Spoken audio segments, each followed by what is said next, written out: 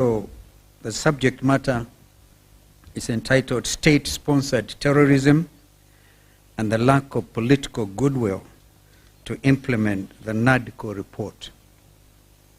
Good afternoon, ladies and gentlemen, and thank you for joining us here at this center. On Thursday, November 28th, instead of mourning the unexpected loss of their 23-year-old son, Erastus Duarte, a family and community were forced to flee and seek refuge owing to thugs. Several mourners, including Duarte's relatives, suffered injuries that required medical attention. Others were fortunate to escape the melee physically unscathed. As the dust settled, it was evident that these goons had one purpose in mind: to disrupt, to destroy, and prevent persons whom they felt were hostile to the Kenya Kwanza administration from interacting with mourners in Bibirone village, Limuru constituency, Kiambu County. To compound an already dire situation, area MCA Christopher Ireri and former Limuru MP Peter Mwadhi were abducted and unceremoniously bundled into Subarus by unidentified men before being abandoned near the southern bypass at around 11 p.m. That is for Peter Mwadhi.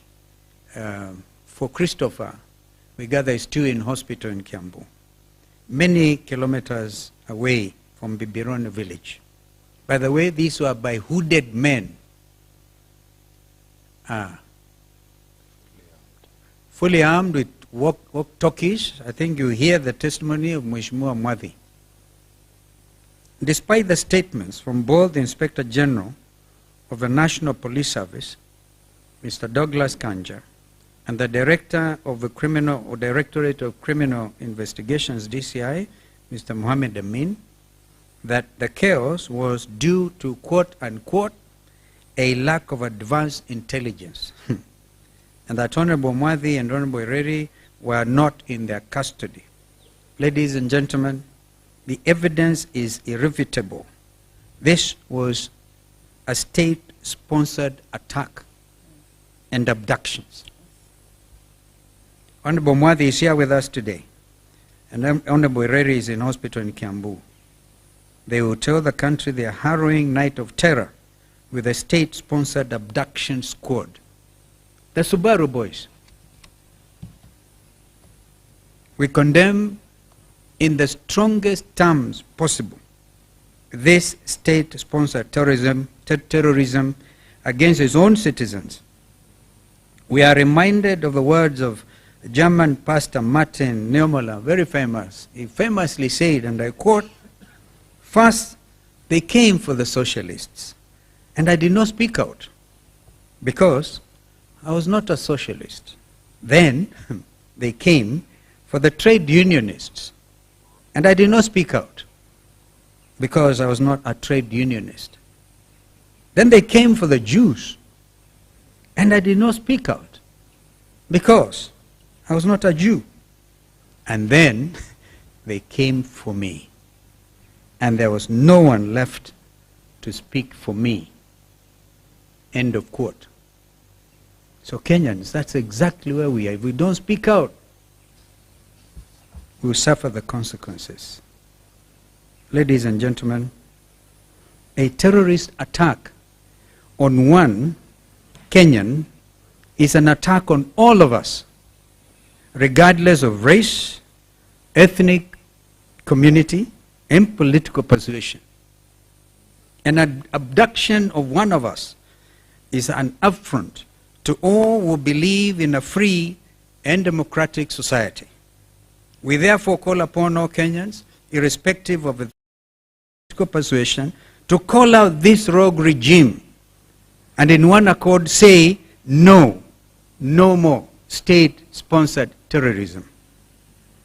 Fellow Kenyans, we can now attest to the power of our combined protest voices against poor governance and corruption. Kenyans from all walks of life protested peacefully in the courts, on social media, and in print and broadcast media against the Adani Group's opaque, non-competitive, and secretive dues to take over Jomo Kenyatta International Airport, JKIA, and the Kenya Electricity Transmission Company, Ketraco. It was the U.S.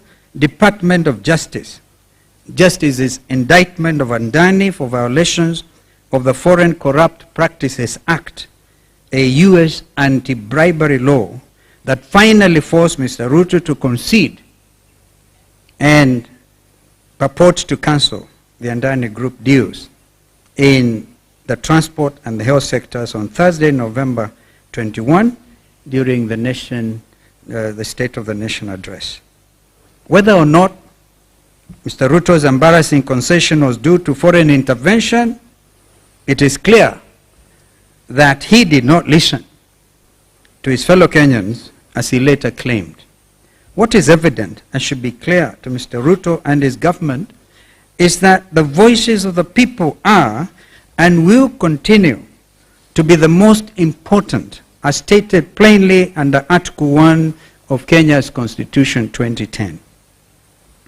While we, the People's Loyal Opposition, acknowledge, encourage, and respect people's voices, the victory is by no means complete. The opaqueness in the purported cancellation of the JKI and Ketraco dues needs to be examined. In addition, the Adani connection, the Social Health Authority, SHA, and Social Health Insurance Fund, SHIF, the Adani needs to be severed immediately. Ladies and gentlemen, co-chair of the dialogue process, I can attest that we negotiated in good faith. This regime has demonstrated time and again that they are not interested in justice or in the interests of Kenyans. Since the tabling of the report in Parliament almost a year ago, on December 7th, 2023, the Nadco agreement has not been implemented. The few concessions on the cost of living have not even been honored. The matters relating to electoral justice have not been implemented, including evaluation of the 2022 election outcomes. The constitutional and legal reforms to ensure credible elections are still pending. Aggression against Jubilee, because we also had that as a very important agenda item. That's not contained in my statement here. But that was a very important agenda, integrity and commitment to multi-party democracy. And by that we meant that this state-sponsored aggression on Jubilee Party had also to stop. We now know there's even, again, state-sponsored appeal to the higher courts. The Kenya Kwanza regime is clawing back and putting the country on a dangerous trajectory. They are determined to violate the Nadco agreement and the proposed constitutional and legal instruments agreed. Of particular concern are the constitutional timelines for boundary delimitation and the reconstitution of the Independent Electoral and Boundaries Commission, IEBC. The regime is already breaching the Constitution by failing to meet constitutional deadlines for boundary delimitation. We are already facing, ladies and gentlemen, a constitutional crisis. And I saw the cry by the management of the IBC saying they're seeking an advisory for the Supreme Court. Well, they should just tell Mr. Ruto to implement Nadco report. On IBC, the regime is not interested in the reconstitution of a credible commission. Through sponsored court cases, the process of setting up the panel has been frustrated. We have a simple question for the judiciary, which, as we say, the last line of defense for democracy. Did the Constitution envisage a situation where the commissioners of the IEBC are not in office?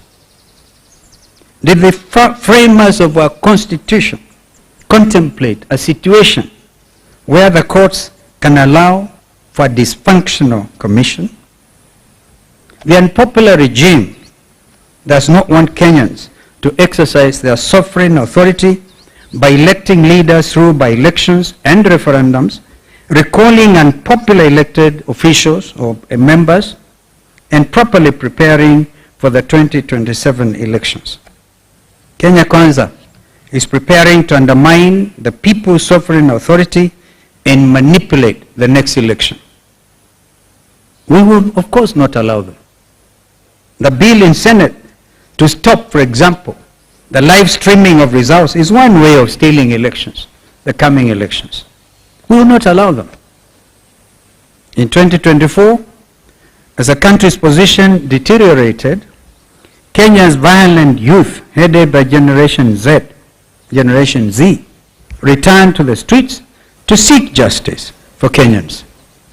They were confronted with severe force as of 2023. In reality, there have been orders of abduction and extrajudicial killings following the Gen Z revolution. We want to tell the Gen Z and the Gen Wote that we will continue to stand with them against this state-sponsored violence and impunity. We are still unearthing evidence of infractions, including those that contravene international law. The regime cannot understand the just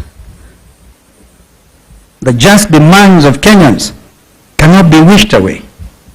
As the lives of Kenyans become intolerable and precarious, we continue to demand justice.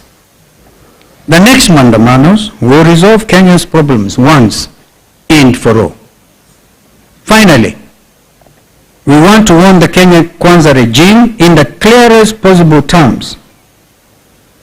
We will not allow A, the balkanization of our nation. B, we will never again allow the rigging of elections. And C, we will continue to resist against oppression, come what may. Thank you very much, and may God bless our country, Kenya. Asanteni. Kama kuna swali, but probably before you ask, maybe give opportunity to Mheshimiwa Peter Mwadhi. They are actually bought with taxpayers' money. We have said time and again that these are goons sponsored by the state, using walkie-talkies. No amount of denial by the Inspector General and the DCI will convince Kenyans that this is not the case. And I want to challenge Mr. Kanja. I have respect for him, that he should stand and actually, if he's in charge, because he's also a member of National Police Service Directorate, to say no and dismantle this criminal crowd, because international community is watching. We must tell them, Kenya is not an island, and everybody is focusing their mind on see the deterioration in the rule of law practice in this country. So, Mheshimiwa Mwadhi, pole sana. He said that twice, 3 times, anapelekwa kwa bush, alafu anaulizana, na hapa iko sawa. Yani hapo amalizie hapo. Maximum fear and terrorism. Thank you, Your Excellency.